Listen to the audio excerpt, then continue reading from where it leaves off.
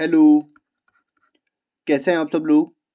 इस सेशन में हम सॉल्व करेंगे एसएससी जीडी के प्रीवियस ईयर पेपर की मैथ्स। ये पेपर 13 फरवरी 2019 को दूसरी शिफ्ट में हुआ है। आपको क्या करना है, पेन और नोटबुक साथ में रखनी है और मेरे साथ साथ क्वेश्चन को सॉल्व करते चलना है, ठीक है। और अपना आंसर लाइव चैट में आपको कमेंट करना है।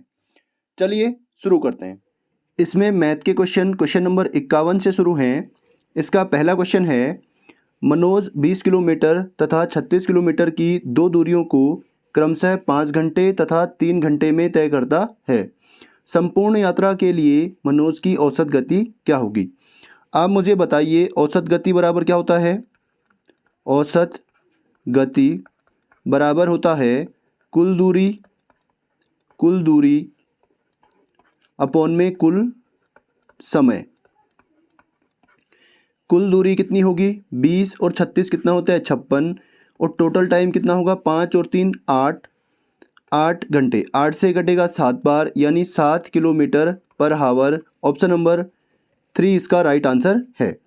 अगला क्वेश्चन है, मोहित तथा सुमित क्रमशः 66,000 तथा 84,000 निवेश के साथ व्यापार शुरू करते हैं। यदि वर्ष के अंत में वे 11:9 के अनुपात में लाभ कमाते हैं तो उनके द्वारा निवेश की गई पूंजी की समयावधि का अनुपात क्या होगा। चलिए इसको अब मैं थोड़ा सा छोटा करता हूँ। यहाँ पे आप इसको देखिए, ठीक है। ये एक है मोहित, दूसरा आपका है सुमित, ठीक है।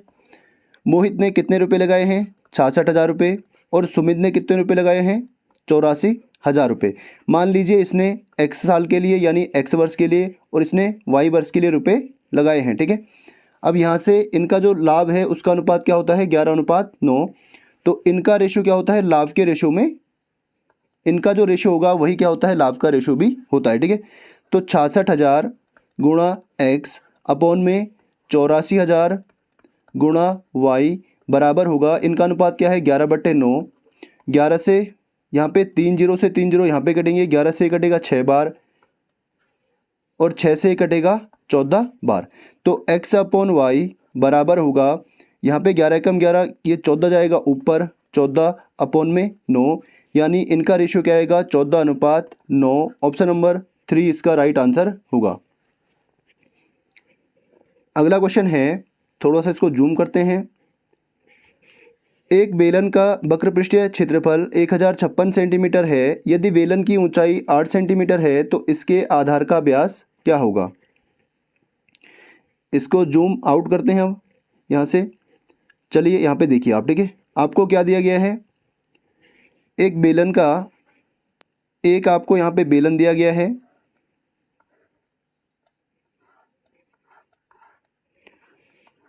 इसका आपको वक्र पृष्ठीय क्षेत्रफल आपको दे रखा है, कितना है 1056, और वक्र पृष्ठीय क्षेत्रफल क्या होता है पाई 2πr/h, ठीक है। बेलन का वक्र पृष्ठ यानी सिलेंडर का कर्व्ड सरफेस एरिया क्या होता है 2πr/h। इसकी हाइट हमें दे रखी है कितनी 8 सेंटीमीटर, और यहाँ से रेडियस हम इसकी निकाल लेंगे, ठीक है। तो 2 गुणा पाई का मान 22/7 गुणा आर की वैल्यू कितनी है निकालनी है, और एच की वैल्यू कितनी है 8 बराबर 1056। 8 से अगर मैं डिवाइड करूं तो 8 एकम 8, 2 5 यानी 8 3 24, 1 6 यानी 8 दूना 16। 22 से ये कटेगा कितनी बार 22 छक्का 132, 2 से ये कटेगा 3 बार। तो r बराबर होगा 3 गुणा में क्या जाएगा 7 बराबर 21 सेंटीमीटर। इसने हमें क्या पूछा है व्यास यानी इसका डाईमीटर, और डाईमीटर बराबर होता है 2 गुणा r, यानी 2 गुणा 21 बराबर कितना होगा 42 सेंटीमीटर। Option number 1। अगला क्वेश्चन है, थोड़ा सा इसको जूम इन करते हैं। चलिए क्वेश्चन को पढ़िए। 18 मजदूर एक कार्य के 1/3 को 27 दिन में पूरा कर सकते हैं। कितने मजदूर पूर्ण कार्य को 9 दिन में पूरा करेंगे। भाई आपको मैंने एक फॉर्मूला बताया था, m1 इंटू d1 अपॉन में w1 बराबर m2 इंटू d2 अपॉन में w2। तो यहाँ पे m1 कितने हैं 18, यहाँ पे आएगा 18 गुणा टाइम कितना लगा है 27, और काम कितना किया है, 1/3 मतलब 1/3।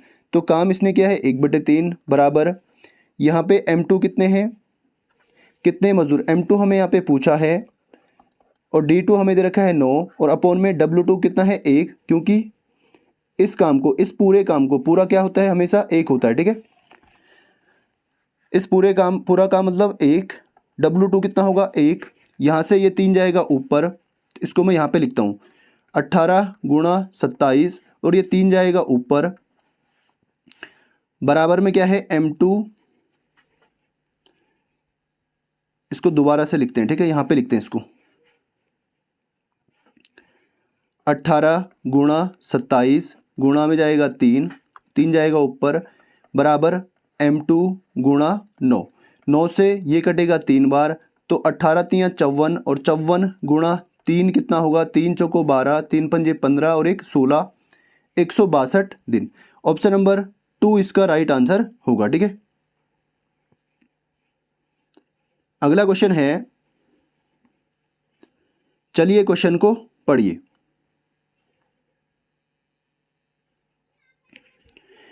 एक दिन में 4 घंटे कार्य करके R एक कार्य को 12 दिन में पूरा कर सकता है तथा एक दिन में 8 घंटे कार्य करके A समान कार्य को 9 दिनों में पूरा कर सकता है। यदि एक दिन में 2 घंटे कार्य करके R तथा A दोनों मिलकर उसी कार्य को कितने दिनों में पूरा करेंगे। आप मुझे बताइए, 4 घंटे काम करता है एक दिन में, तो 12 दिन में कितने घंटे काम करेगा। जो R है, इसको मैं जूम आउट करता हूँ, यहाँ पे लिखते हैं, ठीक है। जो R है वो एक दिन में 4 घंटे काम करता है, तो 12 दिन में कितने घंटे करेगा, 12 दिन में करेगा 12 चौको 48 घंटे, ठीक है। उसके बाद जो A है वो एक दिन में 8 घंटे काम करता है, तो 9 दिन में कितने घंटे करेगा, 9 8 72 घंटे। अगर मैं यहाँ से इनका एलसीएम निकालूं तो एलसीएम बराबर होगा, इनका एलसीएम आएगा 144, एलसीएम आप खुद से निकालना, 48 तियाँ 144 और 72 दूना 144। इनकी जो टोटल एफिशिएंसी है वो कितनी है 5 और ये क्या है टोटल वर्क। तो इसने पूछा है ये दोनों मिलकर कितने दिन में कार्य पूरा करेंगे।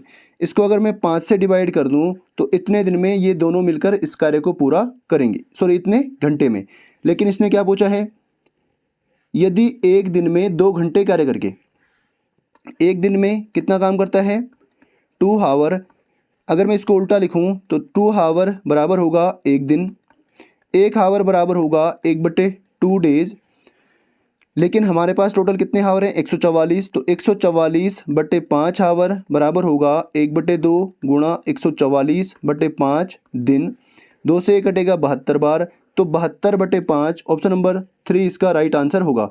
इतने दिन में ये दोनों मिलकर कार्य को पूरा कर लेंगे। अगला क्वेश्चन है, ये आपको कुछ ऊपर दे रखा है, इसको आप खुद से पढ़ लेना और नीचे आप देखिए, ठीक है। यहाँ पे आप देखिए, यदि देश द्वारा प्राप्त वार्षिक बर्फबारी 700 सेंटीमीटर है तो S2, S6 और S7 की औसत वार्षिक बर्फबारी क्या होगी।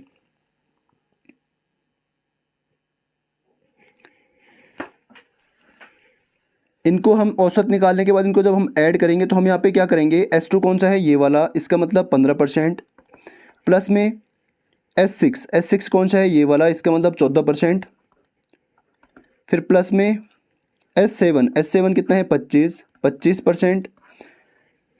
तो इनका जो टोटल परसेंट होगा वो क्या होगा, 5 और 5 10 और 4 14, 14 को 4, 2 और 2 4 और 1 5, 54%, ठीक है। तो इन तीनों में मिलकर टोटल 54% की क्या होगी बर्फबारी होगी।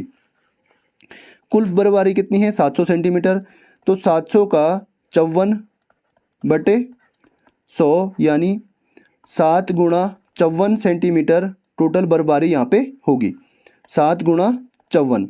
अब यहाँ से हमें क्या निकालना है, इनका औसत निकालना है, कितने हैं ये 1 2 3, तो अपॉन में कर देंगे 3 से कटेगा 18 बार, 18 7 126 सेंटीमीटर इनका क्या हो जाएगा औसत हो जाएगा। ऑप्शन नंबर 4 इसका राइट आंसर होगा, ठीक है। अगला क्वेश्चन है, चलिए सॉल्व कीजिए। यदि 6 लगातार सम संख्याओं का औसत 11 है तो उनमें से सबसे छोटी सम संख्या क्या होगी? सबसे छोटा इवन नंबर क्या होगा? मान लीजिए पहली संख्या क्या है?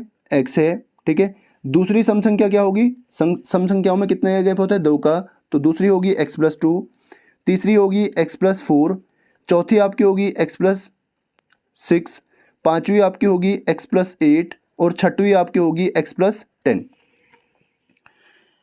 अब यहाँ से इसने पूछा है इनका औसत क्या है? 11 है। औसत बराबर क्या होता है? औसत बराबर होता है, औसत बराबर सम ऑफ डेटा यानी आंकड़ों का योग बटे आंकड़ों की संख्या। तो औसत को लिखेंगे बराबर में, पहले इनका योग कीजिए, कितना होगा?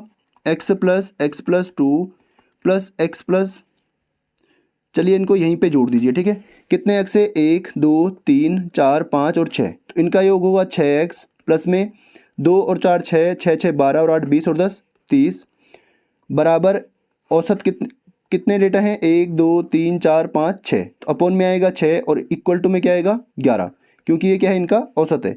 तो 6x प्लस 30 बराबर होगा 11 छक्का 66, 6x बराबर होगा 66 माइनस 30 और x बराबर होगा 36 बटे 6, 6 से कटेगा 6 बार, तो सबसे छोटी संख्या क्या होगी? 6 होगी, ठीक है। अगला क्वेश्चन है,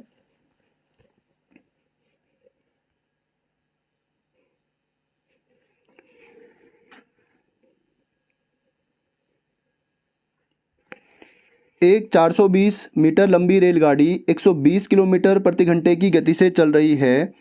एक 580 मीटर लंबे प्लेटफॉर्म को पार करने में कितना समय लेगी? यहाँ पे आपको टाइम किस में दिया है? सेकंड में, और ये किस में है? मीटर में, जबकि ये किस में है? किलोमीटर पर हावर में। तो इसको हम क्या करेंगे? मीटर पर सेकंड में कन्वर्ट कर लेंगे। किलोमीटर पर हावर, इसको अगर मैं 5/18 से इंटू कर दूँ तो ये होगा मीटर पर सेकेंड। तो 6 से कटेगा 2 बार और 6 20 बार और 6 से कटेगा 3 बार, 20 पंजे 100/3 मीटर पर सेकेंड। तो इसकी स्पीड क्या है? 100/3 मीटर पर सेकेंड। टोटल डिस्टेंस क्या होगी? 420 तो ट्रेन की लंबाई है और 580 प्लेटफॉर्म की लंबाई है, तो कितना होगा? 20 और 580 600, 6 और 4 10 यानी 1000 मीटर।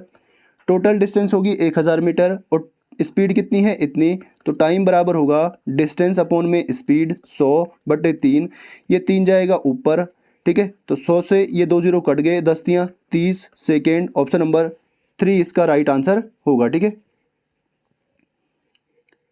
अगला है, एक 10,000 की राशि साधारण ब्याज पर 15% की वार्षिक दर से P वर्षों में 16,000 रुपये हो जाती है, तो P का मान क्या होगा? भाई पहले जो प्रिंसिपल था वो कितना था? P आपका कितना था? 10,000 और अमाउंट कितना है? 16,000। राशि कितनी हो जाती है? 16,000। रेट कितने की है? 15% की। यहाँ से अगर मैं SI निकालूँ, सिंपल इंटरेस्ट निकालूँ, तो अमाउंट माइनस प्रिंसिपल यानी 16,000 माइनस 10,000 बराबर होगा 6,000। तो इसका SI बराबर होता है P into R into T/100। SI कितना है? 6,000 बराबर प्रिंसिपल कितना है? 10,000 गुणा में R कितना है? 15% गुणा टाइम T/100। 2 जीरो से 2 जीरो यहाँ पे कटेंगे, 2 जीरो से 2 जीरो यहाँ पे कटेंगे। 5 से कटेगा 3 बार और 5 से कटेगा 12 बार और 3 से कटेगा 4 बार। तो टाइम कितना है? 4 वर्ष। ऑप्शन नंबर 1 इसका राइट आंसर होगा, ठीक है। अगला क्वेश्चन है, एक थैले में सफ़ेद तथा पीली गेंदों का क्रमशः 12:17 के अनुपात में है। यदि कुल गेंदों की संख्या 116 है तो पीली गेंदें कितनी हैं? भाई अगर मैं अनुपात के हिसाब से टोटल देखूं तो कितना होगा? 12 और 17 29 और वास्तव में इनका योग कितना है? 116। तो एक की वैल्यू होगी 116/29, 29 से कटेगा 4 बार, 29 चौको 116। एक की वैल्यू 4 है। इसने पूछा है पीली गेंदें, पीली कौन सी हैं? बाद वाली। इसका मतलब 17 की वैल्यू क्या होगी? 17 चौको 64, 17 चौको 68, सॉरी। ऑप्शन नंबर 1 इसका राइट आंसर हो जाएगा, ठीक है। अगला क्वेश्चन है, यदि देश का कुल आयात इतना है तो आइटम P6 का आयात कितना होगा? P6 कितना परसेंट है? 63। तो 21 तियाँ 63, ऑप्शन नंबर A इसका राइट आंसर हो जाएगा, ठीक है। बाकी जीरो से 2 जीरो इसके कट जाएंगे। अगला है,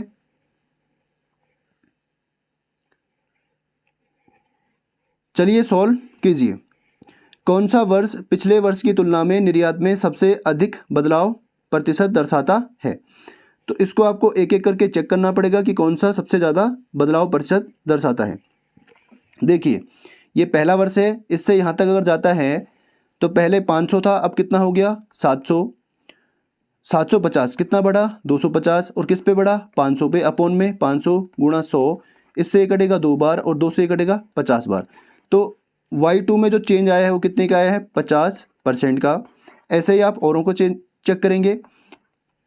उसके बाद 1000 में से 750 गया, कितना बचा 250। 250 बटे 750 गुणा 100, चेंज किस पे आया है 750 पे, तो अपॉन में 750, इससे कटेगा 3 बार, इसका मतलब 33 सही 1/3%। यहाँ पे कम वृद्धि हुई है और यहाँ पे कम माइनस हुआ है, यहाँ पे भी माइनस हुआ है और यहाँ पे वृद्धि हुई है। तो यहाँ पे लास्ट में वृद्धि कितने की हुई है 400 की। किससे वृद्धि हुई 900 से इंटू 100, इससे ये कटेगा 9 चौको 36, 9 चौको 36, 44.44%। तो सबसे ज़्यादा वृद्धि किस में हुई है Y2 में। पिछले वर्ष की तुलना में सबसे अधिक वृद्धि किस में हुई है Y2 में। ऑप्शन नंबर 3 इसका राइट आंसर होगा। ठीक है, अगला है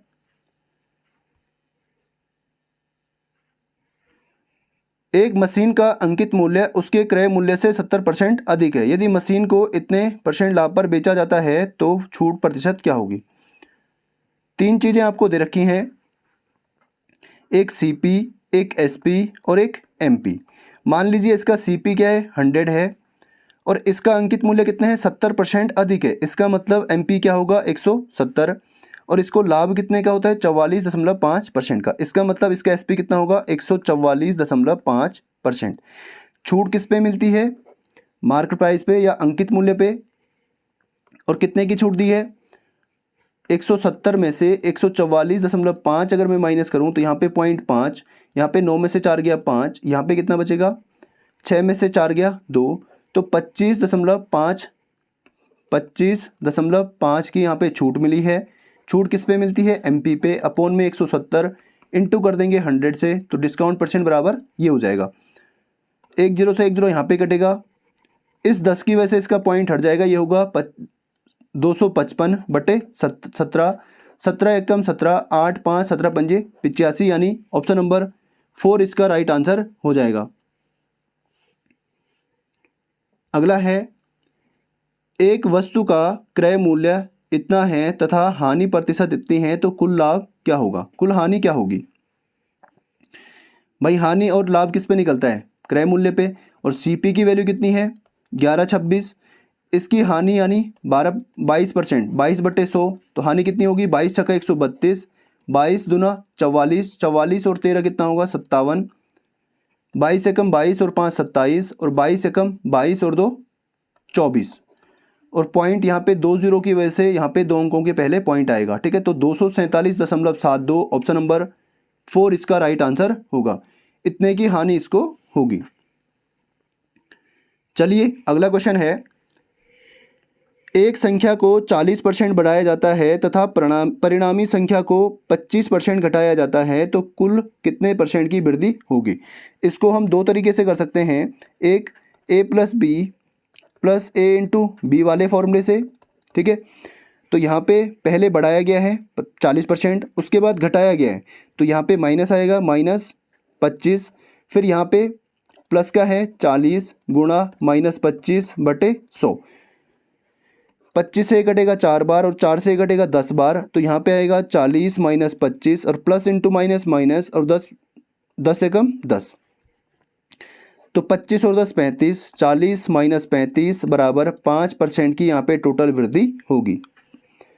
इसके अलावा इसको हम ऐसे भी कर सकते हैं, मान लीजिए पहले संख्या कितनी थी 100 थी, इसमें 40 की वृद्धि यानी 140 कर दिया गया, फिर इसको घटाया गया 25% से, तो इसमें 25 की कमी यानी 100 में से 25 यानी 75, 75 बटे 100, 25 तियाँ 75 और 25 चौको 100, 4 तियाँ 12 और 4 पंजे 20 और 35 तियाँ 105, तो कितने की वृद्धि हुई है 5% की।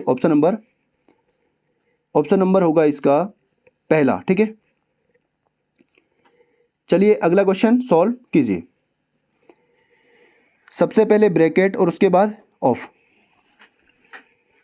तो इसकी वैल्यू क्या आएगी, इनका एलसीएम आएगा 12, 3 तिया 9 प्लस 4 यानी 13/12। उसके बाद हम सॉल्व करते हैं ऑफ को, तो 12/13 यहाँ पे है इंटू, और 13/12 इसकी वैल्यू है 13/12।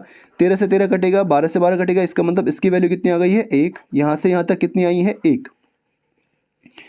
अब आगे आप देखिए, इसको डिवाइड कीजिए, 5 एकम 5, 5 0 को 0 और 5 को 20। यहाँ पे क्या था 680 माइनस 104 और माइनस का 5, सॉरी माइनस का 1 था ना, माइनस का लास्ट में कितना आया था, इसकी वैल्यू कितनी आई थी 1 आई थी।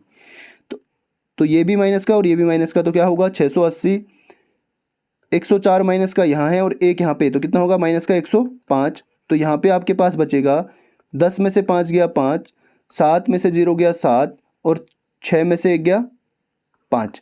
तो ऑप्शन नंबर डी इसका राइट आंसर होगा। ठीक है, ऐसा ही क्वेश्चन है आगे भी। यहाँ पे सबसे पहले हम सॉल्व करेंगे का को, तो यहाँ पे आएगा 588, इसको बाद में सॉल्व करते हैं। ठीक है, पहले इनको सॉल्व करते हैं। यहाँ पे जो है यहाँ से यहाँ तक, तो 4/3 गुणा 25/7, तो यहाँ पे हो जाएगा 25 को 100/7 या 21, और यहाँ पे होगा गुणा, ये हो जाएगा उल्टा 2/1। अब इसके साथ इंटू में था 24, तो 3 से कटेगा 8 बार और 3 से कटेगा 7 बार, तो 8 दूनी 16 यानी 1600/7। तो अब हम इसको सॉल्व करेंगे। 1600/7, 588 माइनस 1600/7, इनका एलसीएम आएगा 7, 1 7 7, तो 7 8 56, 7 दूना 14 और 5 19, 7 पंजे 35 और 1 36। यहाँ पे कितना है 7 एकम 7, इसका मतलब 1 से इंटू, तो 1600 एकम 1600। यहाँ पे अगर माइनस करूँ तो 6 में से 0 गया 6, 9 में से 0 गया 9। तो ऑप्शन नंबर इतना ही सॉल्व करने पे आपका आंसर मैच हो रहा है। ठीक है, तो बाकी आप इसको आगे भी सॉल्व कर सकते हैं। 6 में से गया 0 और 3 में से 1 गया 2/7।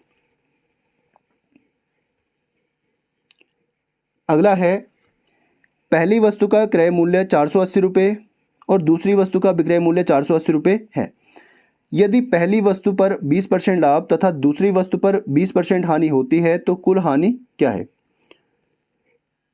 चलिए यहाँ पे अब इसको देखिए। ऐसा ही क्वेश्चन पिछले वाले साल शायद पेपर में आया था, उसमें 960 रुपये दे रखा था। ठीक है, तो यहाँ पे पहली वस्तु है, यहाँ पे पहली वस्तु और यहाँ पे दूसरी वस्तु। पहली वस्तु का क्रय मूल्य यानी सीपी दे रखा है कितना 480 रुपये। दूसरी वस्तु का विक्रय मूल्य यानी एसपी दे रखा है कितना 480 रुपये। अगर मैं यहाँ से, ये रुपये है, ठीक है, परसेंटेज नहीं है, ये क्या है रुपये है। यहाँ पे इसको 20% का लाभ होता है और यहाँ पे इसको 20% की हानि होती है। अगर मैं यहाँ से इसका एसपी निकालूं तो एसपी हम सीपी पे निकालते हैं, तो 480 गुणा लाभ कितने का हुआ 20 का, इसका मतलब 100 + 20 120/100। बाकी मैंने बेसिक से आपको पीछे बता रखा है। ठीक है, 2 जीरो से यहाँ पे 2 जीरो कटेंगे, 12 × 8 = 96, 12 चौको 48, 48 और 9 57। उसके बाद अगर मैं यहाँ से सीपी निकालूं 57, यहाँ पे अगर मैं सीपी निकालूं, सीपी बराबर क्या होगा 480। सीपी में उल्टा होता है, ऊपर जाएगा 100 और नीचे यहाँ पे लॉस हुआ है कितने का 20 का, नीचे आएगा 100 - 20 यानी 80। 1 जीरो से 1 जीरो कटेगा, 8 से कटेगा 6 बार यानी 600 रुपये। यहाँ पे आपको समझ में अगर नहीं आया है तो आप यहाँ से बेसिक से इसको सॉल्व करना।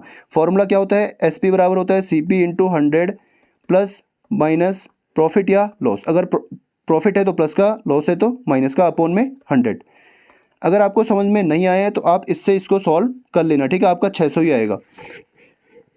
बाकी इसको आप ऐसे याद रखिए कि इसमें क्या होता है उल्टा होता है। ठीक है, अब अगर मैं यहाँ से टोटल सीपी देखूँ, टोटल सीपी क्या होगा 480 यहाँ पे है और 600 यहाँ पे, एक सीपी यहाँ पे 600, तो टोटल सीपी कितना है 1080। अगर मैं टोटल एसपी देखूँ 480 यहाँ पे और 576 है, तो एसपी क्या होगा 6 जीरो और 6 कितना होगा 6, 7 और 8 15 और 5 और 4 9 और 1 10। तो इनका यहाँ पे लॉस कब होता है जब सीपी बड़ा होता है, तो लॉस बराबर होगा, इनका डिफरेंस कितना आएगा 10 में से 6 गया 4 और यहाँ पे 7 में से 5 गया 2 और 0 में से 0 गया 0, तो 24 रुपये का यहाँ पे इसको लॉस होगा। ठीक है, ऑप्शन नंबर 3 इसका राइट आंसर होगा। यदि दो संख्याओं का महत्तम समापवर्तक 12 है तो निम्न में से कौन सा उनका लघुत्तम समापवर्तक नहीं हो सकता। तो इनमें से कौन सा नहीं हो सकता है जिसमें 12 का भाग नहीं जाएगा। तो 12 पंजे 60, 12 दूनी 24, 12 चौको 48 और 12 में 80 कहीं पर भी नहीं आता है। ऑप्शन नंबर 3 इसका राइट आंसर होगा। अगला क्वेश्चन है, दो त्रिभुजों के क्षेत्रफलों का अनुपात 6:1 है तथा उनके आधारों का अनुपात 3:2 है, उनकी ऊंचाइयों का अनुपात क्या है। देखिए, आप मुझे बताइए त्रिभुज का क्षेत्रफल क्या होता है, 1/2 आधार गुणा ऊंचाई। इनका जो रेशियो है, मान लीजिए इसकी ऊंचाई, पहले त्रिभुज की ऊंचाई क्या है h1 और दूसरे त्रिभुज की ऊंचाई क्या है h2, तो 1/2 b इंटू h2, ये इनका क्षेत्रफल का रेशियो हो गया। ठीक है, और इनका क्षेत्रफल का रेशियो वास्तव में कितना है, 6/1। इनके आधारों का अनुपात, पहले वाले का जो आधार है वो कितना है 3, तो यहाँ पे 1/2 से 1/2 कटेगा। पहले वाले का जो आधार है वो 3 है, 3 गुणा h1 बटे दूसरे वाले का आधार कितना है 2 गुणा h2 बराबर 6/1। 3 से ये कटेगा 2 बार। यहाँ से अगर मैं h1 अपॉन h2 निकालूँ तो ये होगा 2 जाएगा वहाँ पे, 2 दूना 4 अपॉन में 1, तो 4:1। ऑप्शन नंबर 2 इसका राइट आंसर होगा।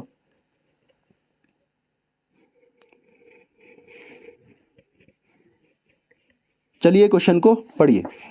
एक राशि पर 4 वर्षों का साधारण ब्याज 24,000 रुपये है तथा समान राशि का समान ब्याज दर से 2 वर्षों का चक्रवृद्धि ब्याज 12,750 है, ब्याज की वार्षिक दर क्या होगी।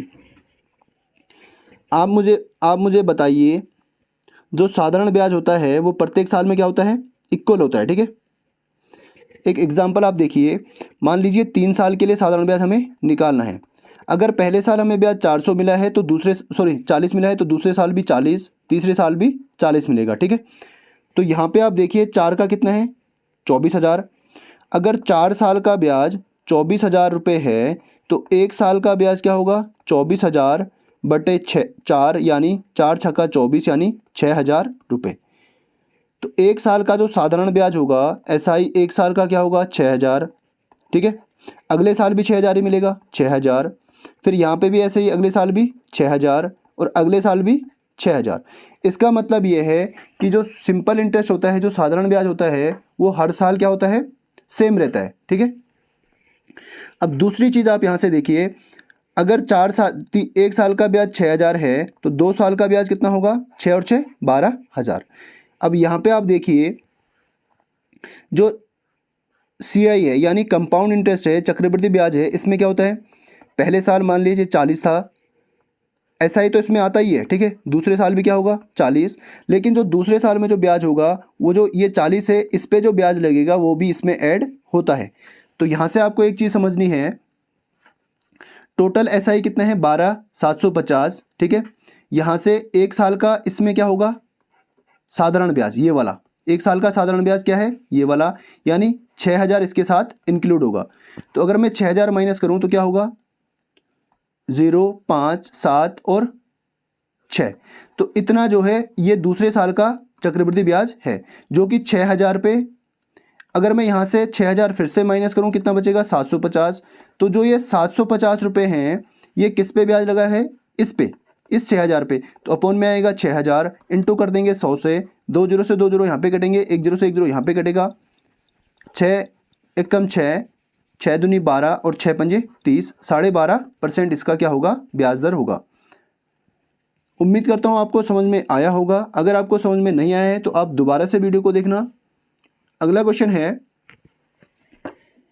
एक दुकान में 60 वस्तुएं हैं, 30 वस्तुओं का औसत 30 है तथा शेष वस्तुओं का औसत 35 है, सभी वस्तुओं को मिलाकर औसत मूल्य क्या होगा।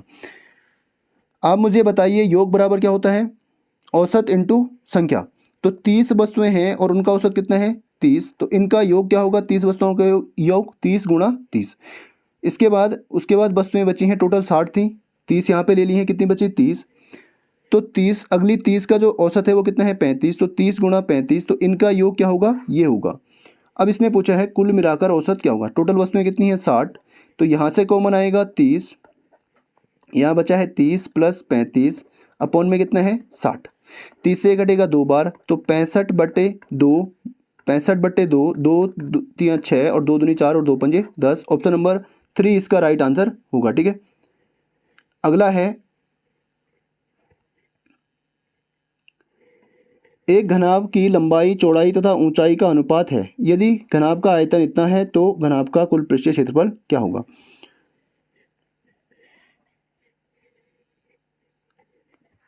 एक घनाभ की जो लंबाई, चौड़ाई और जो ऊंचाई है उनका रेशियो क्या है 5:4:2।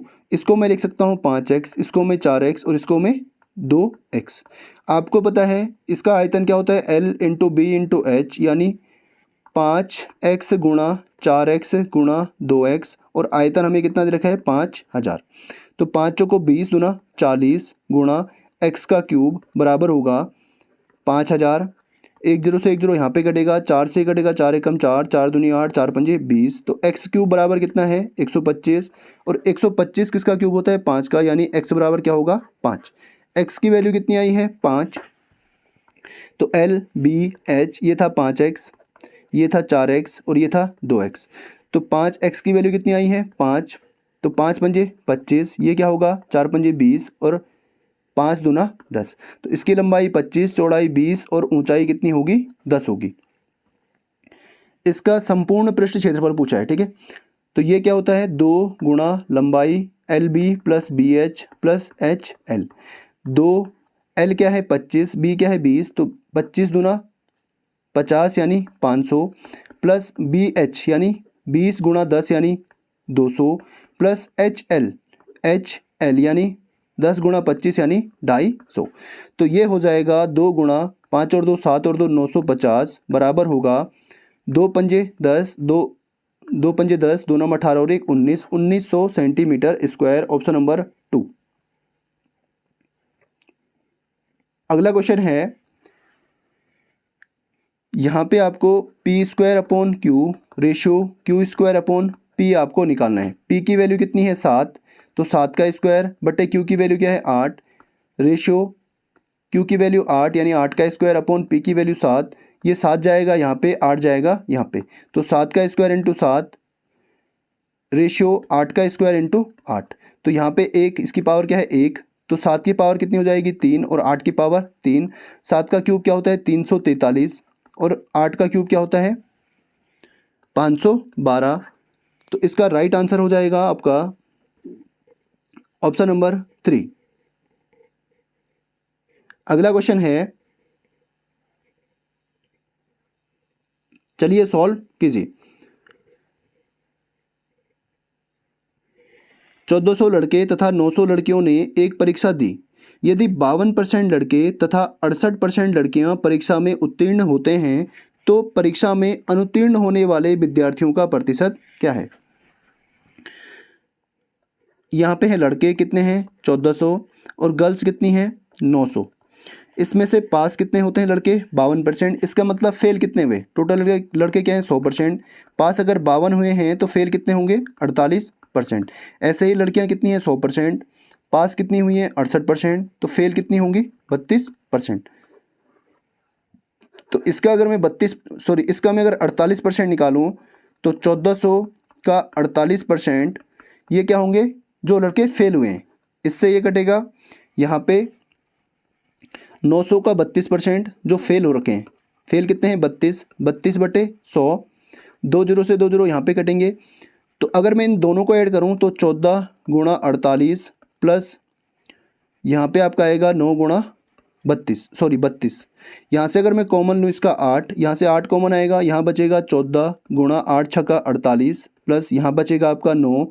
इसमें से 8 अगर कॉमन लिया है तो 8 चौको 32, तो ये हो जाएगा 14 छक्का 84 प्लस 9 चौको 36 और बाहर क्या है 8। इनको अगर ऐड करूं तो ये होगा 6 और 4 10, 8 और 3 11 और 1 12 गुणा 8 यानी 960, 12 8 96। इतने लोग क्या हुए हैं फेल। 960 फेल हुए हैं और टोटल कितने हैं 14 और 9 23। सो इसका अगर परसेंट निकालूं तो इंटू 100, 2 जीरो से 2 जीरो यहाँ पे कटेंगे तो कितना बचेगा 23 का भाग अगर 960 में दूं तो 23 चौको 92, यहाँ बचेगा 4 0, 23 से कम 23, तो 41% के लगभग इसका आंसर हो जाएगा। ठीक है, तो एक बार ही सॉल्व करने पे आपका आंसर आ गया था, बाकी आपको आगे कैलकुलेट करने की आवश्यकता नहीं है। तो ये पेपर जो इससे पहले जो पेपर थे उनसे थोड़ा सा ईजी लगा मुझे, तो आप लगातार प्रैक्टिस करते रहिए, ऐसा ही पेपर आता है वैसे। ठीक है, चलिए साइनिंग आउट।